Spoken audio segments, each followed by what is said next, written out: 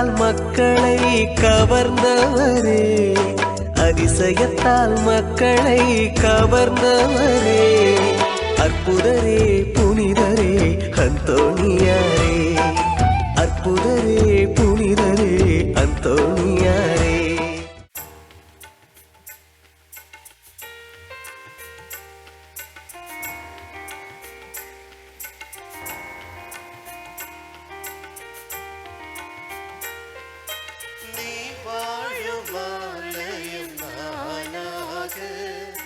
நிறையன்பின் நூற்றாக நான் மாற கரம் கூப்பி வருகின்றேன், திருப்பலிதனில் இணைகின்றேன்.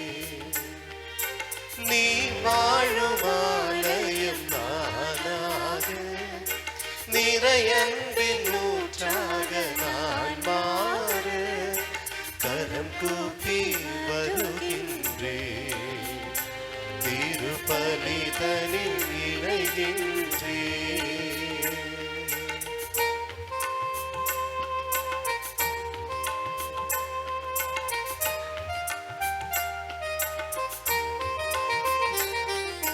போராட்ட வானில் தடுமாறி தவிக்கின்றேன், பேராசை தீனி சருகாகி மடிகின்றேன். போராட்ட வாழ்வினில் தடுமாறி தவிக்கின்றேன், பேராசை தீனி சருகாகி மடிகின்றேன். தாலாட்டும் தாயாக உனை நோக்கினேன், தாராள தயவம்பில் என்னை தேற்றுவேன். தாலாட்டும் தாயாக உனை நோக்கினேன், தாராள தயவம்பில் என்னை தேற்றுவேன். நீ வாழும் ஆலயம் நானாக, நிறையன்பின் நூற்றாக நான் மாற கரம் கூப்பி வருகின்றேன், திருப்பலிதனில் இணைகின்றேன். தந்தை மகன் தூயாவியாரின் பெயராலே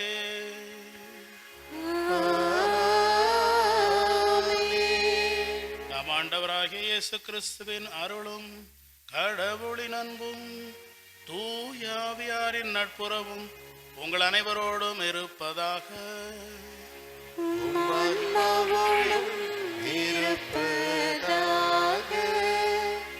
அன்பிற்கினிய சகோதரிகளே, சகோதரர்களே, குழந்தைகளே, இளைஞர்களே, இந்த திருப்பலிக்கு உங்கள் அனைவரையும் வரவேற்பதில் மிகவும் மகிழ்ச்சி அடைகின்றேன்.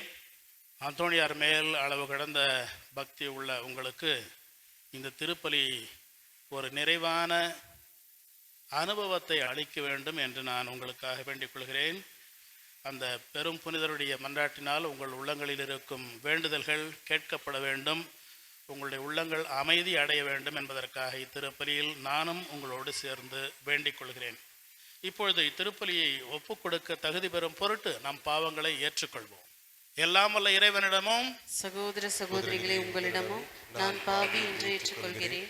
ஏனெனில் என் சிந்தனையாலும் சொல்லாலும் செயலாலும் கடமையில் தவறியதாலும் பாவங்கள் பல செய்தேன். என் பாவமே, என் பாவமே, என் பெரும் பாவமே. ஆகையால் எப்பொழுதும் கன்னியான புனித மரியாவையும் வானதூதர் புனிதர் அனைவரையும் சகோதர சகோதரிகளை உங்களையும் நம் இறைவனாகிய ஆண்டவரிடம் எனக்காக வேண்டிக் கொள்ள மன்றாடுகிறேன். எல்லாம் வல்ல இறைவன் நம் மீது இரக்கம் வைத்து நம் பாவங்களை மன்னித்து நம்மை நிலை வாழ்வுக்கு அழைத்து செல்வாராக. ஆமென்.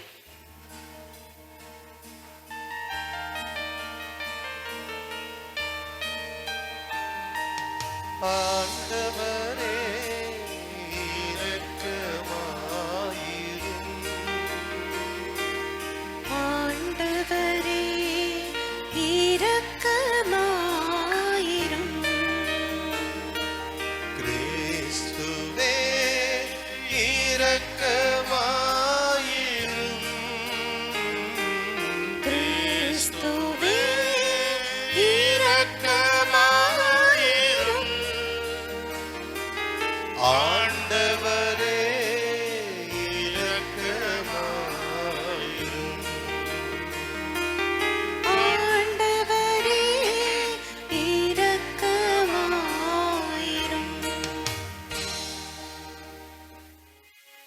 மன்றாடுவோமாக. என்றுமுள்ள எல்லாம் வல்ல இறைவா, புனித அந்தோணியாரை தலை சிறந்த போதகராகவும் எங்கள் தேவைகளில் பரிந்து பேசுபவராகவும் மக்களாகி எங்களுக்கு வழங்கியுள்ளீரே. அதனால் அவரது உதவியால் நாங்கள் கிறிஸ்தவ வாழ்வில் நெறிகளை கடைபிடிக்கவும் எங்களுக்கு நேரிடுகின்ற இன்னல்களிலெல்லாம் உமது உதவியை கண்டுணரவும் செய்வீராக. உம்மோடு தூய ஆவியாரின் ஒன்றிப்பில் ஒரே இறைவனாய் என்றென்றும் வாழ்ந்து ஆட்சி செய்கின்ற எங்கள் ஆண்டவரும் உம் திருமகனுமாகிய கிறிஸ்து வழியாக உம்மை மன்றாடுகின்றோம்.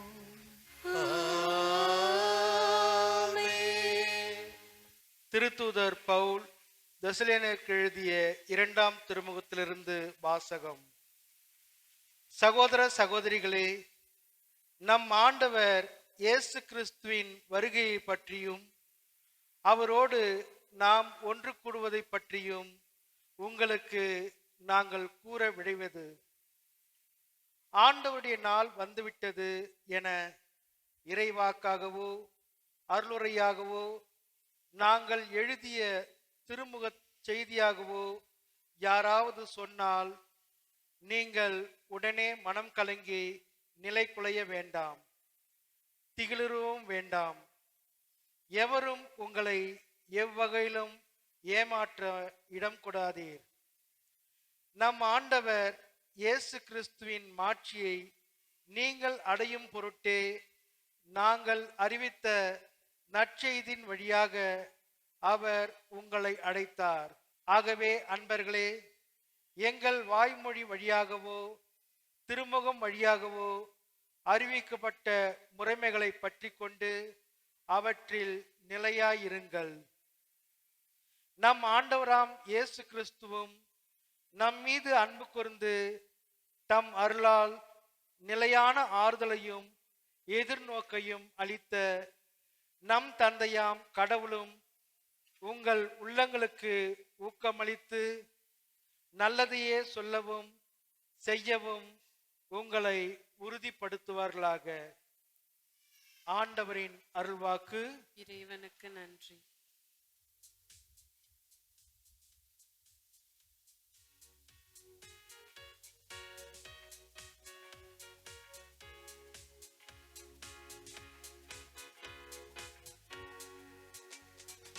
மண்ணுலகுக்கு நீதி தீர்ப்பு வழங்க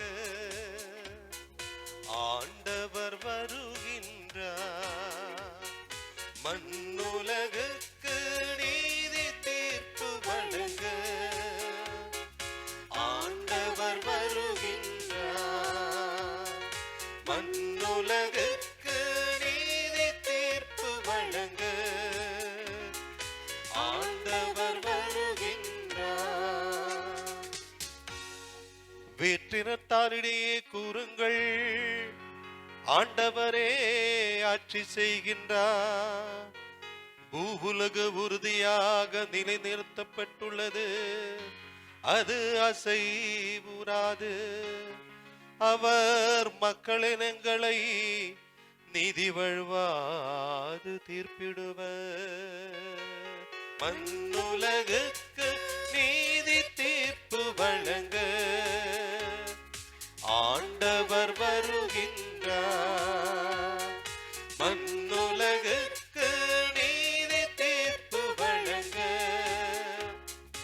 ஆண்டவர் வருகின்றார். விண்ணுலகம் மகிழ்வதாக,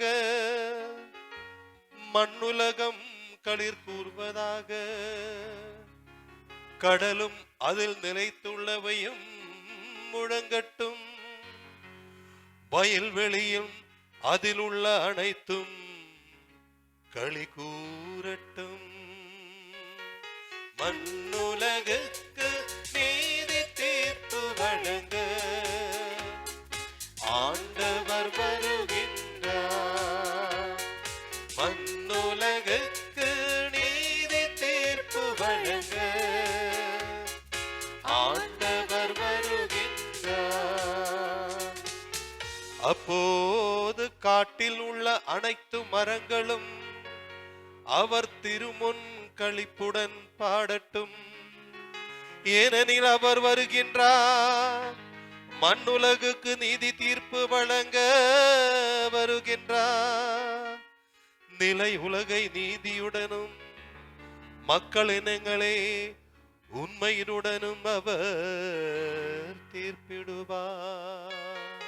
மண்ணுலகுக்கு நீதி தீர்ப்பு வழங்க ஆண்டவர் வருகின்றார். மண்ணுலகுக்கு நீதி தீர்ப்பு வழங்க ஆண்டவர் வருகின்றார்.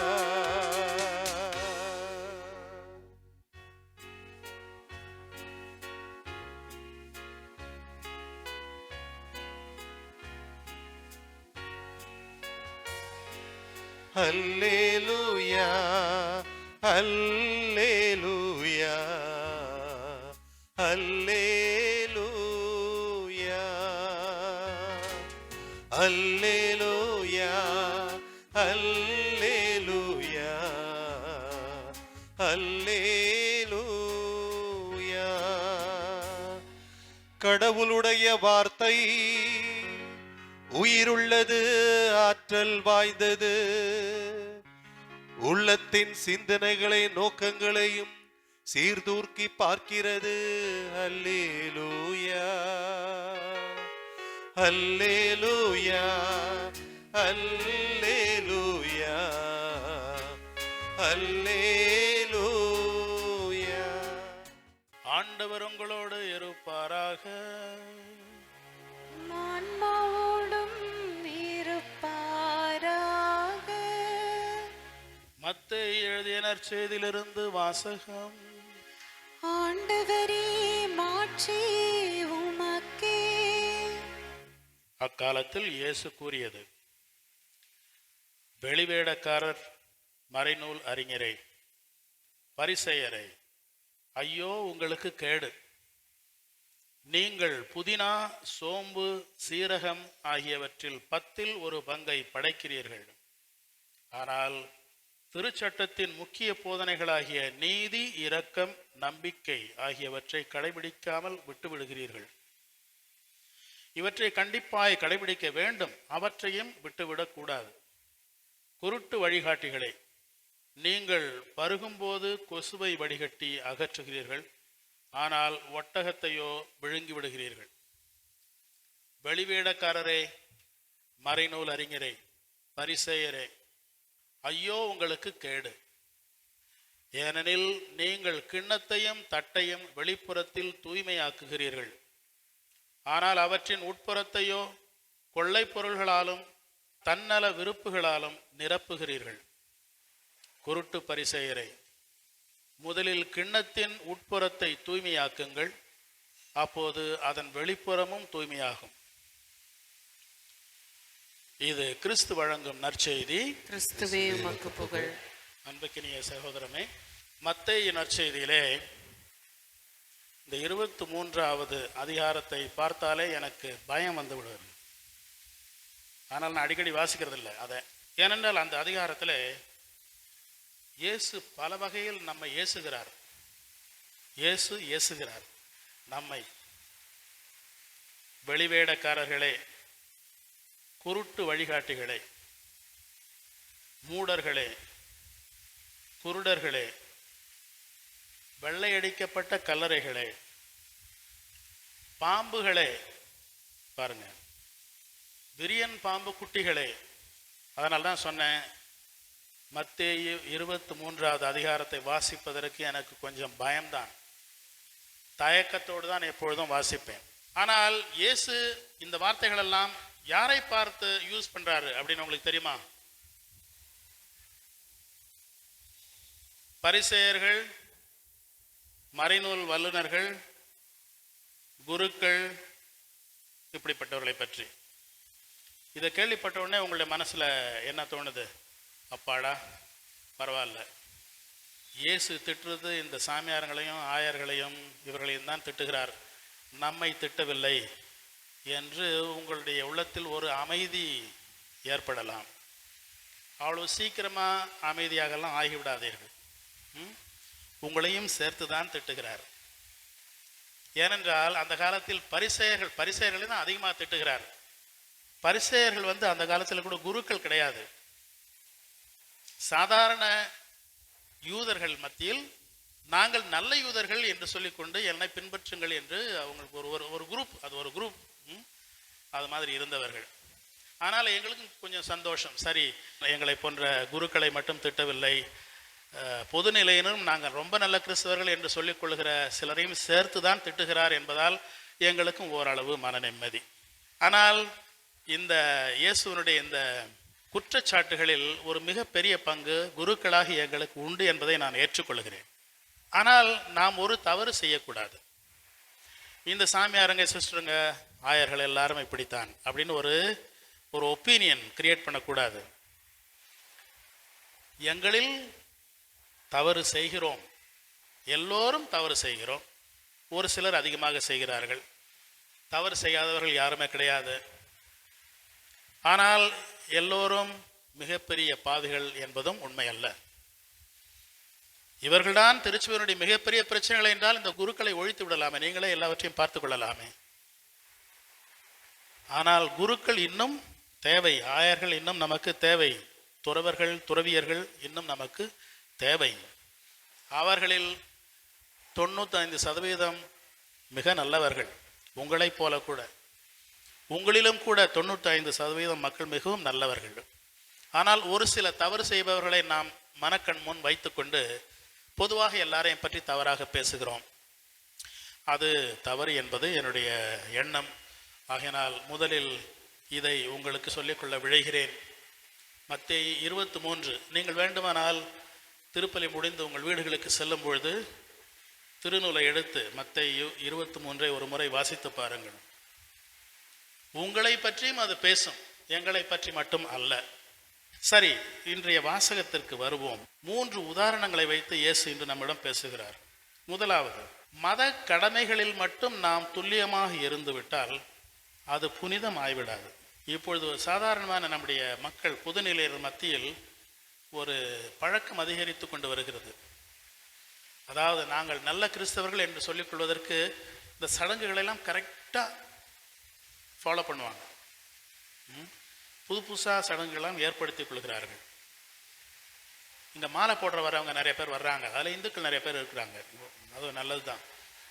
ஆனால் என்கிட்ட சில பேர் கேட்பாங்க, ஃபாதர் ஒரு மாலை போட்டால் போதுமா இல்லை 2 போடணுமா, 3 போட்டால் அதை விட நல்லதா அப்படின்னு கேட்பாங்க.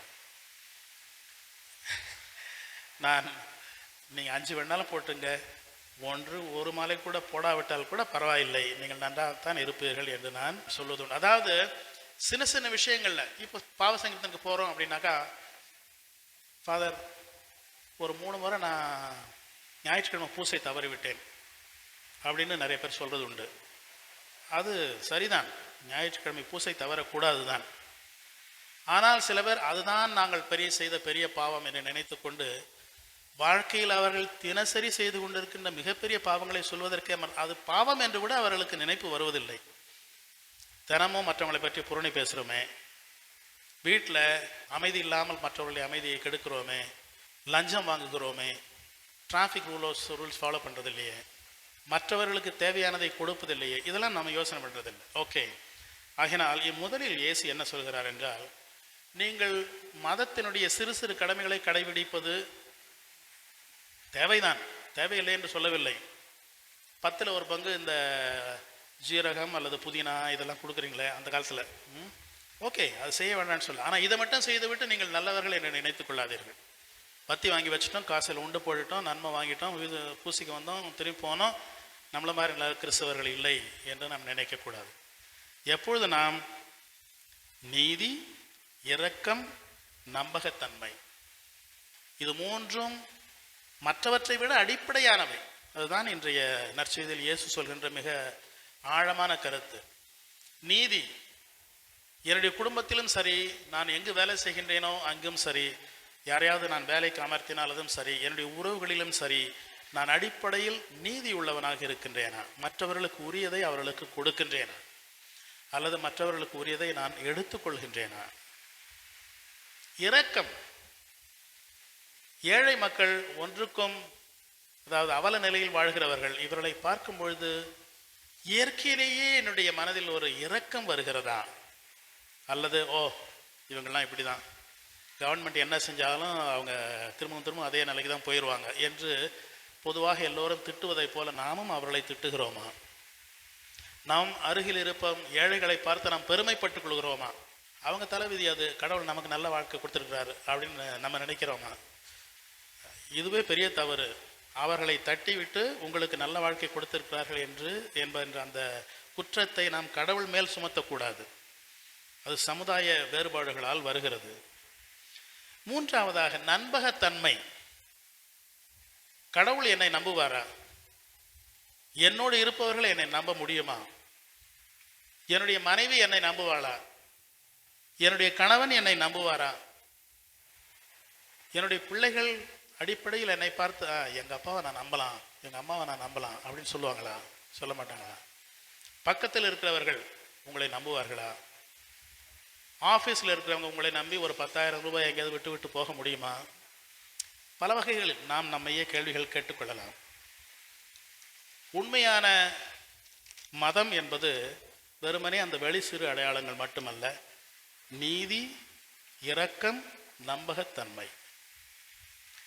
அடுத்தபடியாக இயேசு ஒரு ரொம்ப ஜோவியலாக ஒரு ஒரு கதை சொல்கிறார். நீங்கள் வந்து கொசுவை வடிகட்டி விட்டு ஒட்டகத்தை விழுங்கி விடுகிறீர்கள்.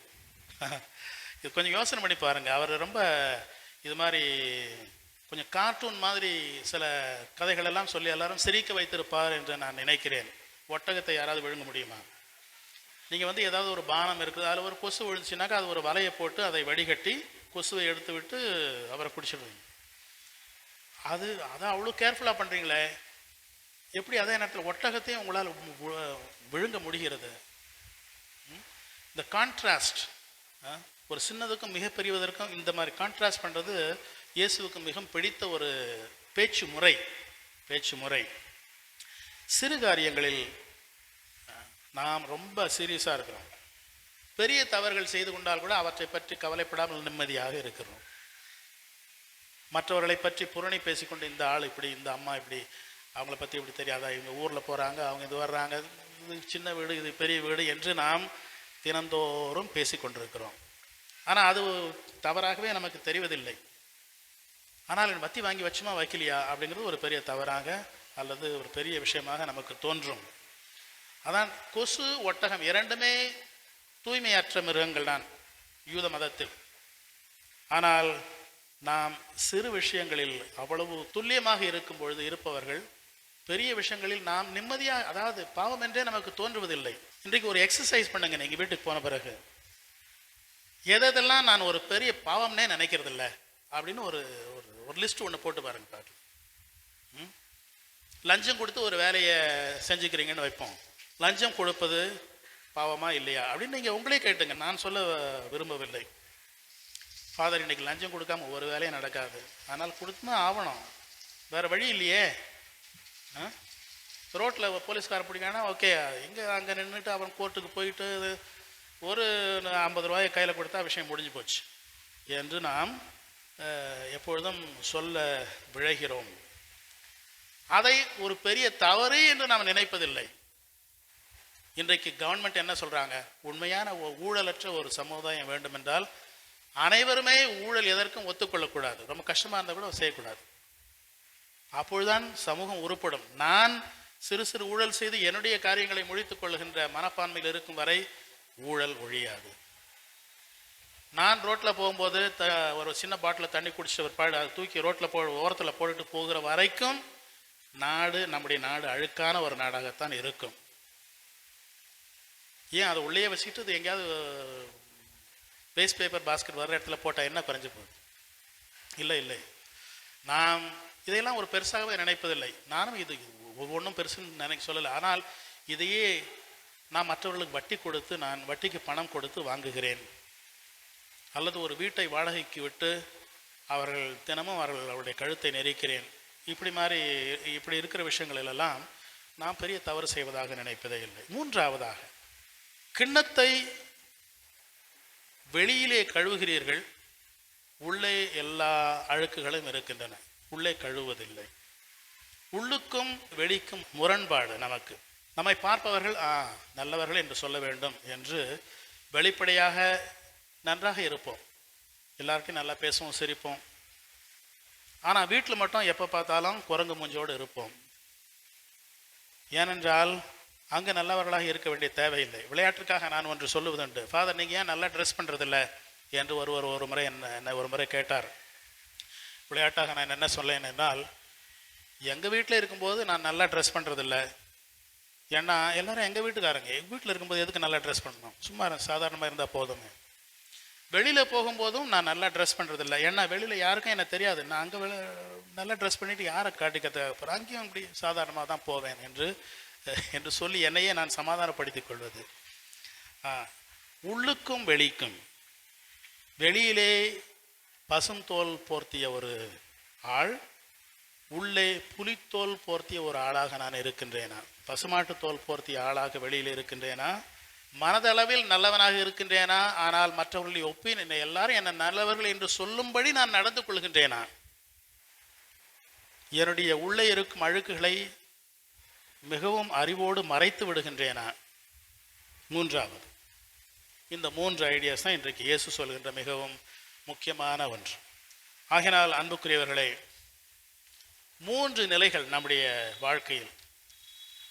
முதலாக வெளிப்புற நிலை. மதத்தில் சடங்குகள் மட்டும் முக்கியமா, ஆனால் நீதி, இரக்கம், நம்பகத்தன்மை இவை முக்கியமா? இரண்டாவது அறநெறி நிலை. நீதி, இரக்கம், நம்பகத்தன்மை இவையெல்லாம் என்னுடைய வாழ்க்கையின் அடிப்படையில் இருக்கின்றனவா? மூன்றாவதாக அகநெறி நிலை. வெளியில் நான் நல்லவன் போல் தெரிந்தால் ஓகே, வேண்டாம் என்று சொல்லவில்லை, உள்ளேயும் நான் நல்லவனாக இருக்கின்றேனா, நல்லவளாக இருக்கின்றேனா? அதுதான் இயேசு மட்டும் நமக்கு சொல்லுகின்ற ஒரு இது அல்ல, ஒரு அறிவுரை அல்ல. அந்தோணியார், மாதா, புனிதர்கள் அனைவரும், திருச்சபையும் நம்மை பார்த்து சொல்வதுதான். திருச்சபையில் தவறுகள் இல்லை என்று சொல்லவில்லை, குருக்களாகிய நாங்களும் தவறு செய்யக்கூடியவர்கள்தான். அதனால் எங்களை வெறுத்து விடாதீர்கள், உங்களெல்லாம் பெரிய பாவிகள் என்று மட்டும் நினைத்து விடாதீர்கள். நாங்களும் பாவிகள் தான்.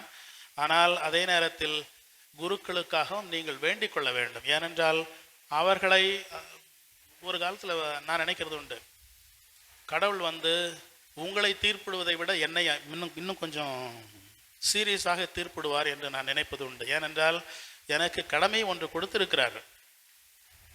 ஆகையினால் எங்களுக்காக நீங்கள் வேண்டிக் கொள்ளுங்கள். நாங்கள் எங்களால் முடிந்தவரை நல்லவர்களாக இருக்க முயற்சி செய்கிறோம். ஆனால் இந்த ஆனால் எப்பொழுதுமே இருக்கிறது.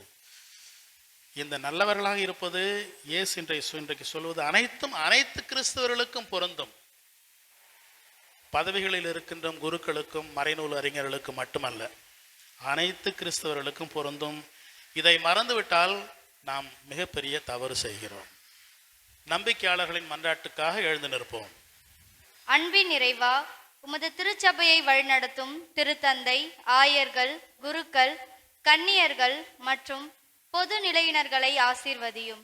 இவர்களுக்கு உமது மக்களை வழிநடத்த தேவையான ஞானம், துணிவு, நல்ல உடல் நலம் ஆகியவற்றை அளித்து இறை மக்களை அன்போடும் உண்மையோடும் வழிநடத்த தேவையான அருளை பொழிய வேண்டும் என்று இறைவா உம்மை மன்றாடுகின்றோம். எங்கள் மன்றாட்டை கேட்டருளும்.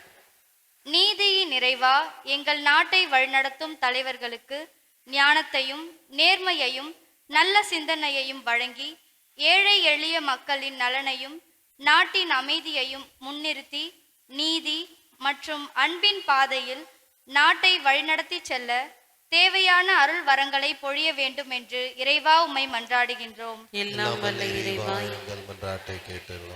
வழிகாட்டும் அன்பு இறைவா, புனித அந்தோணியாரை நம்பிக்கையுடன் நாடி தங்களது தேவைகளையும் வேண்டுதல்களையும் சுமந்து கொண்டு இத்திருத்தலத்திற்கு வந்திருக்கின்ற அனைத்து பக்தர்களையும் உம் அன்பு கரங்களில் ஒப்படைக்கின்றோம்.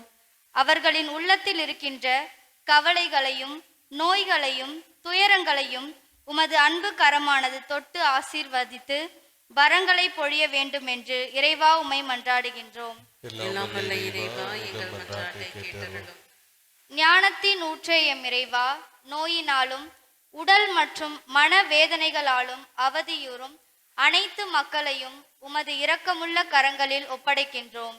அவர்களுக்கு உடல் நலத்தையும் மன அமைதியையும் நம்பிக்கையையும் அளித்து உமது எல்லையற்ற கருணையினால் ஆசீர்வதித்து நல்லதொரு உடல் உள்ள சுகத்தை அளிக்க வேண்டும் என்று இறைவா உம்மை மன்றாடுகின்றோம். எல்லாம் வல்ல இறைவா, எங்கள் மன்றாட்டை கேட்டருளும். நம்முடைய தனிப்பட்ட நோக்கங்களுக்காக மன்றாடுவோம். அன்பு தேவனே, எங்கள் உள்ளமும் உடலும் வெளியும் உள்ளமும் உள்ளும் ஒன்றித்து முரண்பாடின்றி இருக்கவும், எங்களுடைய வாழ்க்கையில் எங்களுக்கு தேவையான அடிப்படைகளை நாங்கள் பெற்றுக்கொள்ளவும் உம்முடைய தந்தையாகிய இறைவனிடம் எங்களுக்காக வேண்டிக் கொள்ளும். ஆமென்.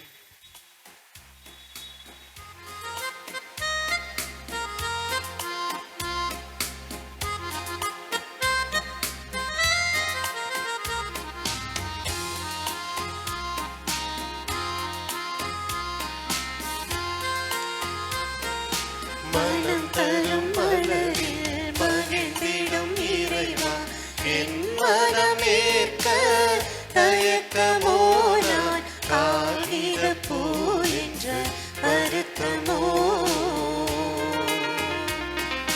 மனம் தரும் மலரில் மகிழ்ந்திடும் இறைவா, என் மனமேற்க தயக்கமோ, நான் காகித பூ என்ற வருத்தமோ.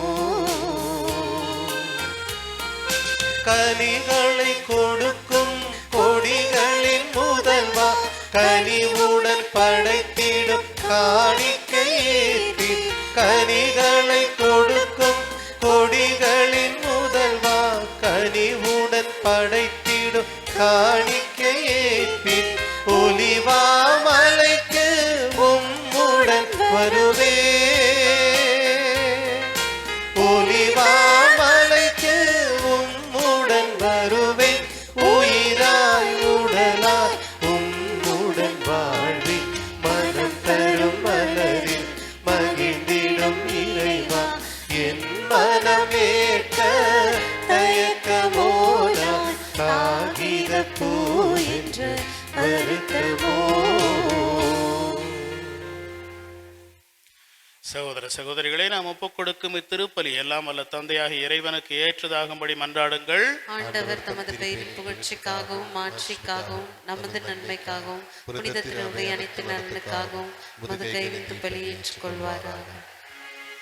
ஆண்டவரே, உம் புனிதர் பதுவை அந்தோணியாரின் நினைவு கொண்டாட்டத்தில் காணிக்கைகளை ஒப்புக் கொடுத்து உம்மை வேண்டுகின்றோம்.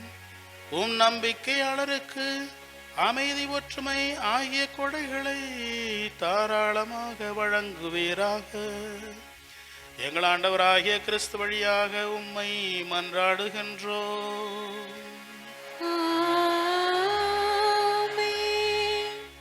ஆண்டவர் உங்களோடு இருப்பாராக.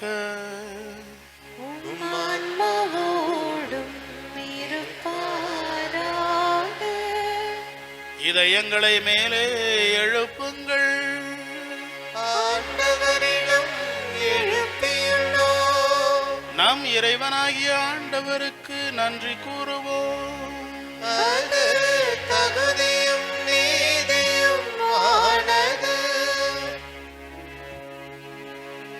ஆண்டவரே, தூயவரான தந்தையே, என்றும் உள்ள எல்லாம் வல்ல இறைவா, எங்கள் ஆண்டவராகிய கிறிஸ்து வழியாக எந்நாளும் எவ்விடத்திலும் நாங்கள் உமக்கு நன்றி செலுத்துவது மெய்யாகவே தகுதியும் நீதியுமாகும்.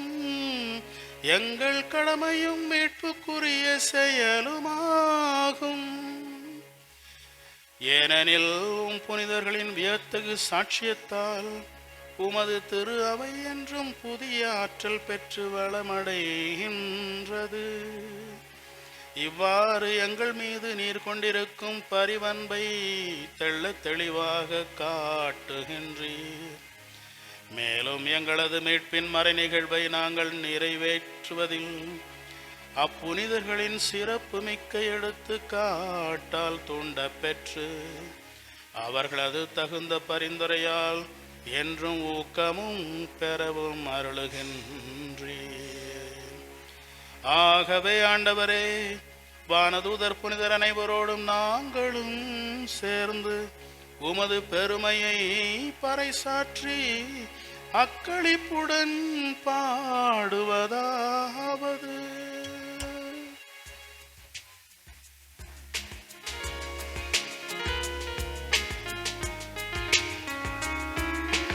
தூயவர் தூயவர் தூயவர் வான்படைகளின் கடவுளாம் ஆண்டவர். விண்ணகமும் மண்ணகமும் உமது மாட்சியால் நிறைந்துள்ளன.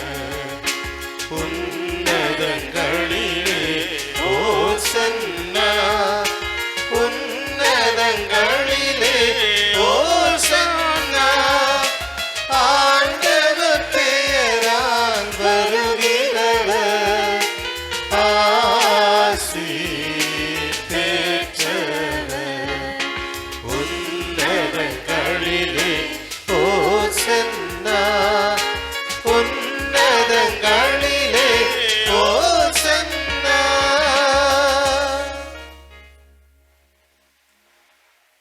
ஆண்டவரே, நேர்மையாகவே தூயவர், தூய்மை அனைத்துக்கும் ஊற்று.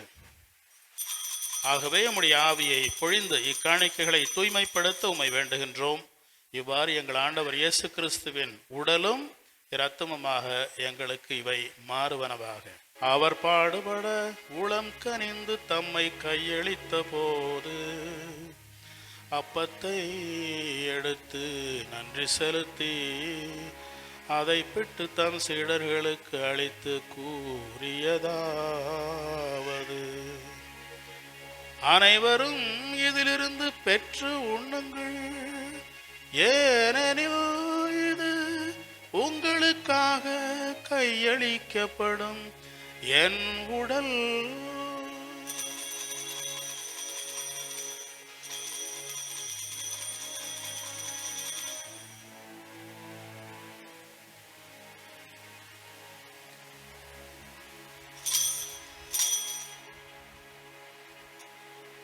அவ்வண்ணமே இரவு விருந்தை அருந்திய பின் கிண்ணத்தையும் எடுத்து மீண்டும் உமக்கு நன்றி கூறி தம் சீடர்களுக்கு அளித்து அவர் கூறியதாவது: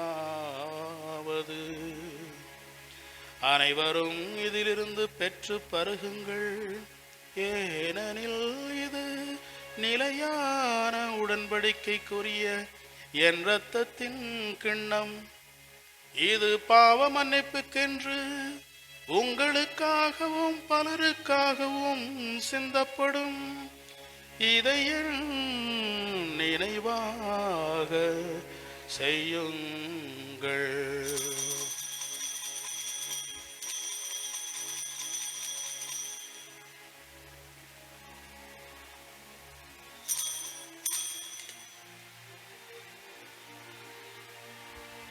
நம்பிக்கையின் மறைபொருள். ஆண்டவரே, நீர் வருமளவும் உமது இரத்தினை அறிக்கையிடுகின்றோம், உமது உயிர்ப்பினையும் எடுத்துரைக்கின்றோம். ஆகவே ஆண்டவரே, நாங்கள் கிறிஸ்துவின் இறப்பினையும் உயிர்ப்பினையும் நினைவு கூர்ந்து வாழ்வு தரும் அப்பத்தையும் மீட்பு அளிக்கும் கிண்ணத்தையும் உமக்கு ஒப்புக் கொடுக்கின்றோம். உம் திறன் முன் நின்று ஊழியம் புரிய தகுந்தவர்கள் என எங்களை ஏற்றுக்கொண்டீர். எனவே உமக்கு நன்றி செலுத்துகின்றோம். மேலும் கிறிஸ்துவின் உடலிலும் இரத்தத்திலும் பங்கு கொள்ளும் எங்களை தூய ஆவியார் ஒன்று சேர்க்க வேண்டும் என உம்மை தாழ்மையுடன் மன்றாடுகின்றோம். இறைவா, உலகெங்கும் பரவியிருக்கும் உமது திரு அவையை நினைவு கூர்ந்தருளும். எங்கள் திருத்தந்தை லியோ, எங்கள் ஆயர் ஜார்ஜ், எல்லா திருநிலையினர், குருக்கள், துறவியர், பொதுநிலையினர் ஆகிய அனைவரோடும் உமது திரு அவை அன்பில் நிறைவு பெறச் செய்தருளும். உயிர்த்தெழும் எதிர்நோக்குடன் துயில் கொள்ளும் எங்கள் சகோதரர் சகோதரிகளையும் இறந்தோர் அனைவரையும் இரக்கத்துடன் நினைவு கூர்ந்து உமது திருமுக ஒளியினுள் ஏற்றருளும். எங்கள் அனைவர் மீதும் இரக்கமாயிரம். கடவுளின் கன்னித்தாயான புனித மரியா, அவருடைய கணவரான புனித யோசேப்பு, புனித திருத்தூதர்கள், இவ்வுலகில் உமக்கு உகந்தவராய் இருந்தோராகிய புனிதர் அனைவருடனும் நாங்கள் நிலை வாழ்வில் பங்கு கொள்ளும் தகுதி பெற்று திருமகன் இயேசு கிறிஸ்து வழியாக உம்மை புகழ்ந்தேத்தும் வரமருள உம்மை மன்றாடுகின்றோம்.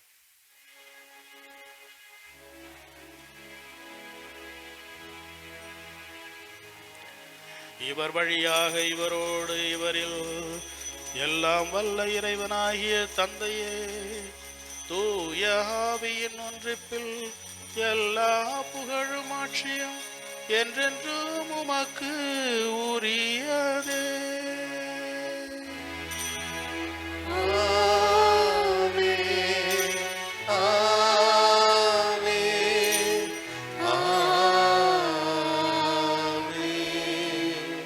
மீட்பரின் கட்டளையால் கற்பிக்கப்பட்டு இறைபடிப்பினையால் பயிற்சி பெற்ற நாம் துணிந்து பாடுவோம். விண்ணுலகில் இருக்கின்ற எங்கள் தந்தையே, உமது பெயர் தூயதென போற்ற பெறுக. உமது ஆட்சி வருக. உமது திருவுளம் விண்ணுலகில் நிறைவேறுவது போல மண்ணுலகிலும் நிறைவேறுக. எங்கள் அன்றாட உணவை இன்று எங்களுக்கு தாரும். எங்களுக்கு எதிராக குற்றம் செய்வோரை நாங்கள் மன்னிப்பது போல எங்கள் குற்றங்களை மன்னியும். எங்களை சோதனைக்கு உட்படுத்தாதேயும், தீமையிலிருந்து எங்களை விடுவித்தருளும். ஆண்டவரை, தீமை அனைத்திலிருந்தும் எங்களை விடுவித்து எங்கள் வாழ்நாளில் அமைதியை கனிவுடன் அருள உம்மை மன்றாடுகின்றோம். உமது இரக்கத்தின் உதவியால் நாங்கள் பாவத்திலிருந்து எப்பொழுதும் விடுதலை பெற்று யாதொரு கலக்கமுமின்றி நலமாயிருப்போமாக. நாங்கள் எதிர்நோக்கி இருக்கும் பேரின்பத்துக்காகவும் எம் மீட்பராகிய இயேசு கிறிஸ்துவின் வருகைக்காகவும் காத்திருக்கின்றோம். ஆட்சியும் வல்லமையும் மாட்சியும் என்றென்றும் உமதே. ஆண்டவராகிய இயேசு கிறிஸ்துவே, அமைதியை உங்களுக்கு விட்டுச் செல்கிறேன், என் அமைதியை உங்களுக்கு அளிக்கின்றேன் என்று உம் திருத்தூதர்களுக்கு மொழிந்தீரே. எங்கள் பாவங்களை பாராமல் உமது திரு அவையின் நம்பிக்கையை கண்ணோக்கி உமது திருவுளத்திற்கேற்ப அதற்கு அமைதியையும் ஒற்றுமையையும் அளித்தருள்வீராக. என்றென்றும் வாழ்ந்து ஆட்சி செய்கின்றவர் நீரே.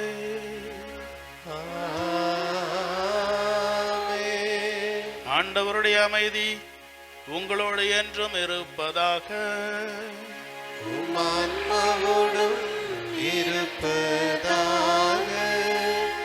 ஒருவருக்கொருவர் அமைதியை பகிர்ந்து கொள்வோம். அமைதி. உலகின் பாவங்களை போக்கும் இறைவனின் செம்மறியே, எங்கள் மேல் இரக்கமாயிரும். உலகின் பாவங்களை போக்கும் இறைவனின் செம்மறியே, எங்கள் மேல் இரக்கமாயிரும். உலகின் பாவங்களை போக்கும் இறைவனின் செம்மறியே, எங்களுக்கு அமைதி அளித்தருளும்.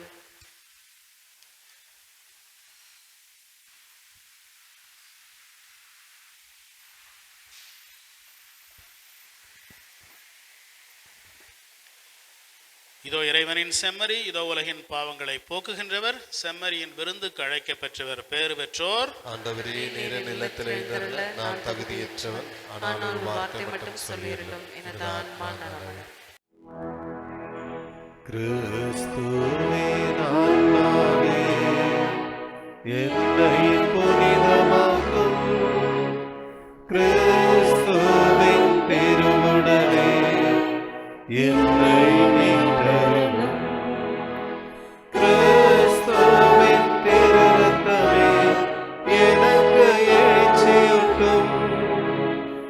கிறிஸ்துவின் விழாவின் தண்ணீரே என்னை கழுவிடுமே. கிறிஸ்துவின் பாடுகளே என்னை தேற்றிடுமே. ஓ நல்ல இயேசுவே, எனக்கு செவிசாயும். உன் தேவ காயங்களுள் என்னை மறைந்தருளும். உம்மிடமிருந்து என்னை பிரிய விடாதேயும். பிரிய பகைவரிடமிருந்து என்னை காத்தருளும். எனது இறப்பின் வேளையில் என்னை அழைத்தருளும்.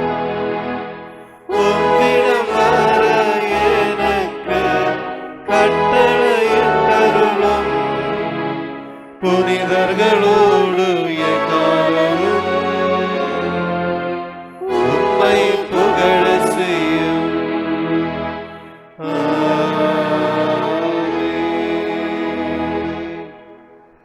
மன்றாடுவோமாக.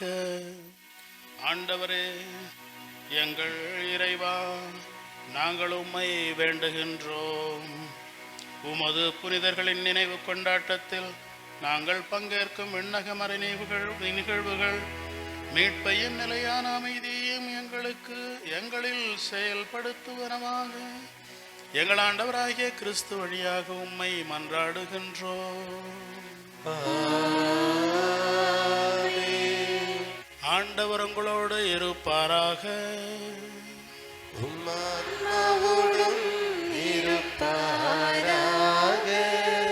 எல்லாம் வல்ல இறைவன் தந்தை, மகன், தூயாவியார் உங்கள் அனைவரையும் ஆசீர்வதிப்பாராக.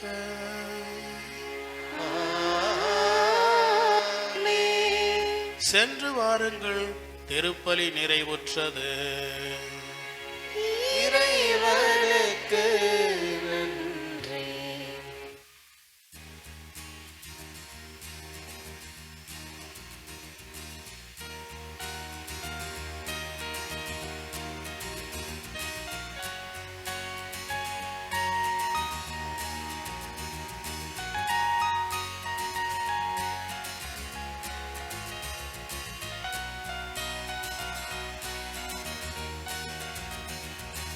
இதயம் மகிழுதம்மா, துயர் கரைகள் மறையுதம்மா, உள்ளமும் துள்ளுதம்மா, உந்தன் தாய்மையின் நினைவானே அம்மா. இதயம் மகிழுதம்மா.